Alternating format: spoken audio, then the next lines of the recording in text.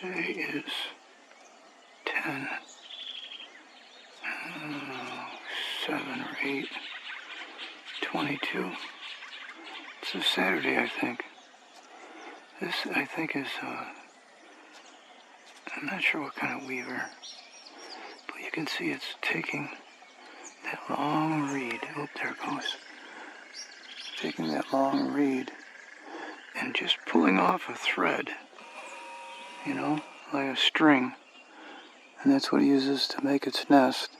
And then it flies down over here somewhere to make the nest, I'll bet. So I'll walk down there and see if I can find them.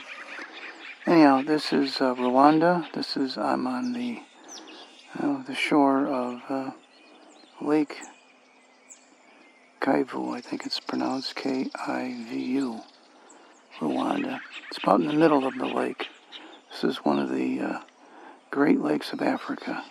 It's in the Albertine Rift Valley, eastern part of the Great African Rift.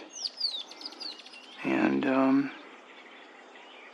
said that there's a lot of methane gas under here, under this lake, which they're afraid could erupt at some point in time and cause a lot of trouble. Anyhow, okay, that's it for now. Gotta find some more birdies.